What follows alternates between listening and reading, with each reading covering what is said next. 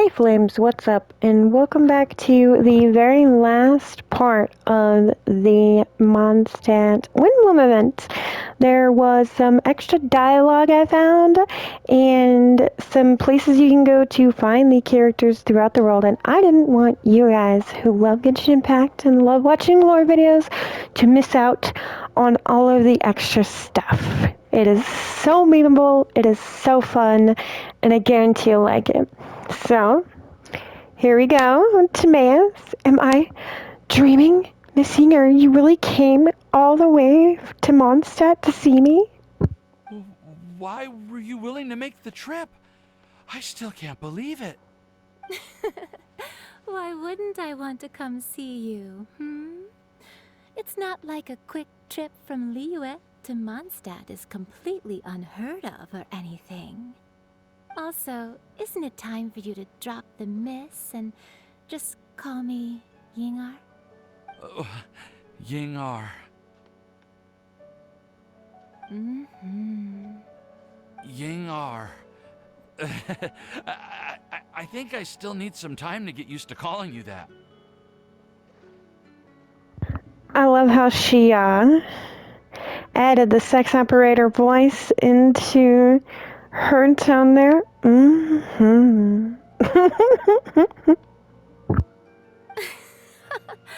Look at you, already so flustered. And we're just getting started. No, I'm just overwhelmed with happiness. Thank you so much for coming to see me for Windblum.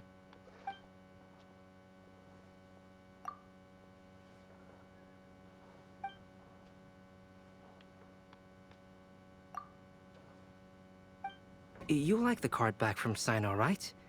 I must admit, I also spent a good amount of effort coming up with a design. His request was quite interesting. He wanted a dragon, a cool pose, and a design that would stand out and awe his opponents.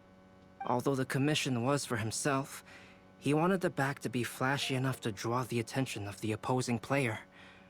Perhaps there's something that can be said about how, when it comes to Genius Invocation TCG, friendship is more important than competition.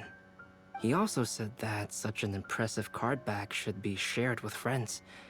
Since he gave it to you, this must mean he considers you to be a close friend.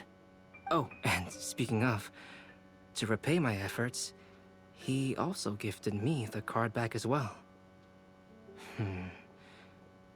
Maybe I'll also give the game a try. I would just like to point out, for those who may wonder, because they watched me play Final Fantasy IX and saw that I like the card game on there. I'm not gonna do it. Nope. Can't make me. No.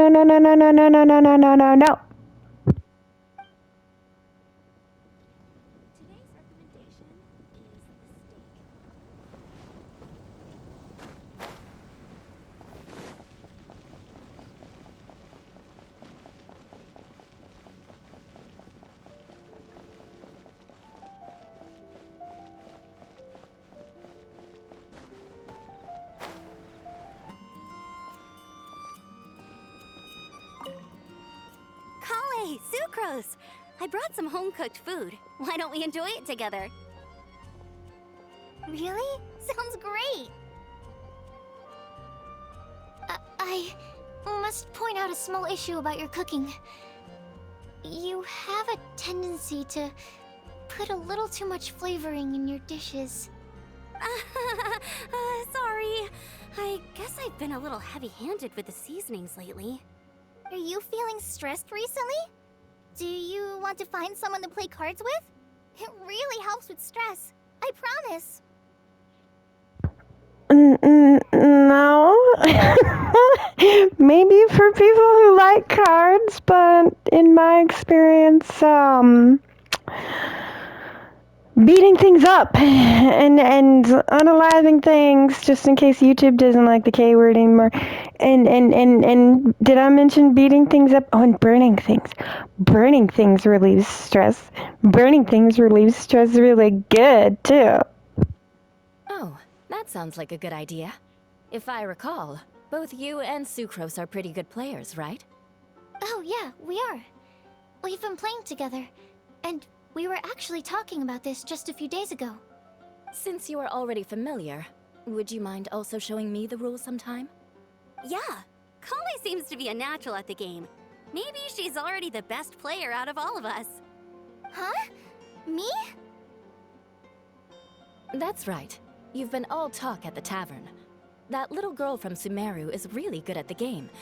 If I can find the chance, I would love to test my skills against her. Really? Isn't that great, Kali? You've become a TCG celebrity. Oh, I...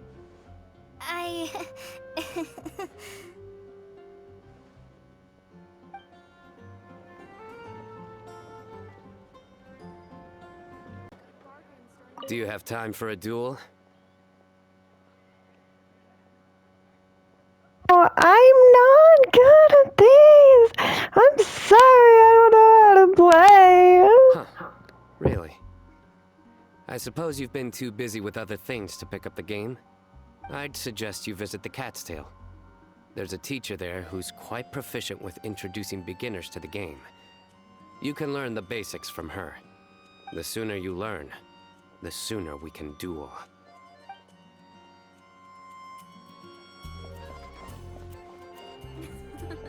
I wonder how many bouquets I'll receive this year.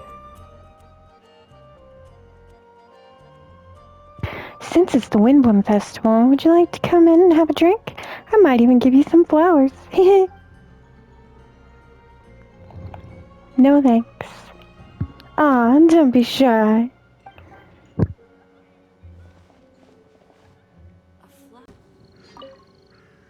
Thank you so much for your surveying tips. I had no idea that the Sumeru Forest Watchers would also have expertise in this area. You really do know just about everything. It's only natural that forest watchers and surveyors would have some similar skills. We're both constantly outdoors and on the move after all. Anyway, I'm glad I could help. If I can find a chance, I'd love to pay a visit to Sumeru as well. I've heard that the terrain is quite complicated there, and it'd be a treat to see it for myself. Yes, complicated is indeed one way to put it. Visitors often get lost when they visit Sumeru for the first time, and they have a tendency to pick all kinds of mushrooms and fruits in the rainforest without discretion. Wait. So, Tignari, what you're saying is that people tend to pick a whole bunch of mushrooms and start tripping and then lose their way on the way to Sumeru. Is that what you're telling me right now? We get a lot of people here picking Phalanima mushrooms as well. Actually, have you ever tried adding them to a recipe? They are quite bland by themselves, but perhaps the taste can be improved if they're cooked together with other ingredients. I've never tried that myself, but now that you mention it, I do want to give it a try. But should we be cooking and eating these mushrooms? That's the question here. Does cooking it cook out the hallucinogen? Or are you gonna have a nice trip soup? Like, what's going on here? I'm quite curious too. Would you like to pick some together later?